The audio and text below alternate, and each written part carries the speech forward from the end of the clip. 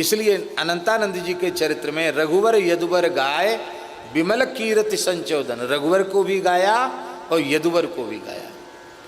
अब वो परंपरा अग्रजी के यहाँ तक है। अग्रजी ने श्री राधा रानी की छठी के पद, राधा रानी की बधाई के पद, ठाकुर जी की बधाई के पद अग्र स्वामी जी ने लिखे हैं। ऐसे अद्भुत पद लिखे हैं, क्या कहना। तो नारायण, हम जो निवेदन कर रहे थे, अच्छा हुआ तिवारी जी भी आ गए, बड़ा महत्वपूर्ण विषय चल रहा है। तो रघुनाथ जी प्रसन्न हैं, पर लीला है ये युगल की, हैं तो एक प्राण दो देह।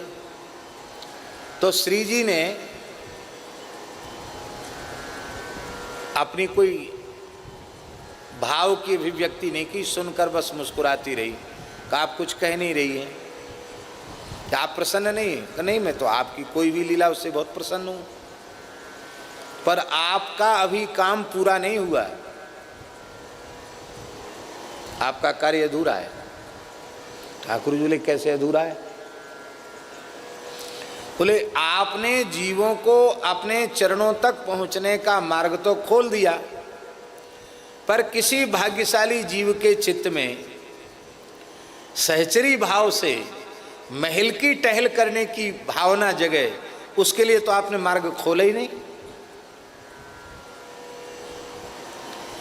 तो जीव कैसे हमारी महल टहल को प्राप्त करें? लाल जी बोले वो तो आपकी वस्तु है, ये हमारी नहीं है। क्यों? हमारे यहाँ कहते हैं ना कि ठाकुर जी भी हाहा खाते हैं सखी सहचरियों की, तब भीतर प्रवेश होता है। तो आपकी वस्तु है और आपकी नित्य सिद्ध सहचरियों की वस्तु है, हमारी नहीं। तब आप जीवों को मधुर रस की उपासना के माध्यम से सखी सहचरी भाव से कुंज निकुंज की निज महल की सेवा प्राप्त हो, ये जो द्वार छिप गया है, इसको आपको प्रकट करना है। किशोरी जी से रघुनाथ जी ने कहा ये आपका विभाग है, आप करो इसको पूरा। तो श्री किशोरी जी ने आचार्या स्वरूपा अपनी प्राण सखी श्री चंद्रकला जी की ओर देखा।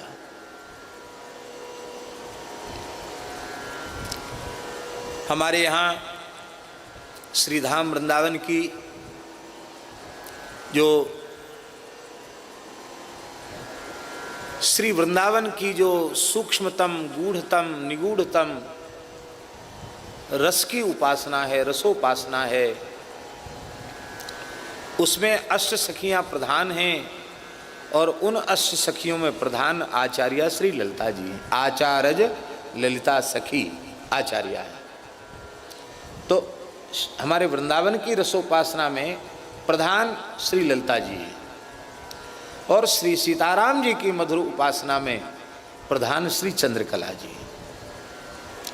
जब श्री रघुनाथ जी में और हमारे वृंदावन के ठाकुर जी में भेद नहीं है, तो फिर श्री सियाजू में और श्री वृषभानुनंदिनी में राधा रानी में भेद कहाँ से आया? महाराज जी, गर्ग संहिता का एक वाक्य बड़ा अद्भुत वाक्य है, हम पहले उद्धृत कर चुके हैं इसको।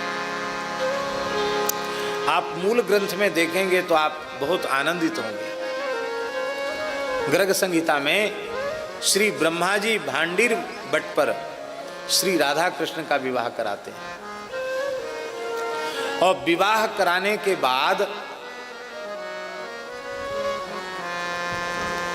राधा कृष्ण का विवाह कराने के बाद फिर स्तुति करते ब्रह्मा जी, बड़ी प्यारी स्तुति है। तो जब रामकृष्ण में भेद नहीं और श्री सीता जी में राधा जी में भेद नहीं, तो ललिता जी और चंद्रकला जी में भेद कहाँ से आया? वहाँ जो ललिता जी हैं यहाँ वही चंद्रकला जी हैं, यहाँ जो चंद्रकला जी हैं यहीं वहाँ ललिता जी हैं। इसलिए स्वामी श्री हरिदास जी का और श्री स्वामी अग्रदेवाचार्य जी महाराज का, दोनों आचार्यों का परस्पर का प्रेम ऐसा है मानो एक प्राण दो देह। और सच्ची बात है, प्राण तत्व तो एक ही है, एक श्री कृष्ण सियाजू की सहचरी प्रधान, एक श्री श्यामाजू की प्रधान सहचरी हैं। श्री स्वामी हरिदास जी प्रकट होने के पश्चात अपने संपूर्ण जीवन काल में ब्रज के बाहर नहीं कहीं पधारे। कोई इतिहास ऐसा नहीं पधारे हैं। हाँ, वो तो राधा कुंड तो वृंदावन ही है, वृंदावन से बाहर थोड़ी है राधा कुंड है। हाँ, इसलिए वो वहाँ तक पधारना कोई माने ब्रज के बाहर, ब्रज के बाहर स्वामी जी नहीं पधारे। हमारा ऐसा पक्का विश्वास है महाराज जी कि स्वामी जी यदि ब्रज के बाहर पधारते होते तो श्री स्वामी अग्रदेवाचार्य जी महाराज उनको रेवासा पधराए बिना मानते ही नहीं, और उनके प्रेम में उनको यहाँ आना पड़ता। लेकिन स्वामी जी विपिनराज श्री निधवन राज से बाहर जाते नहीं हैं, वृंदावन से बाहर जाते नहीं हैं, इसलिए अग्र स्वामी जी महाराज रेवासा धाम से पैदल चलकर श्रीधाम वृंदावन पधारे और निधिवन राज में स्वामी जी का दर्शन किया।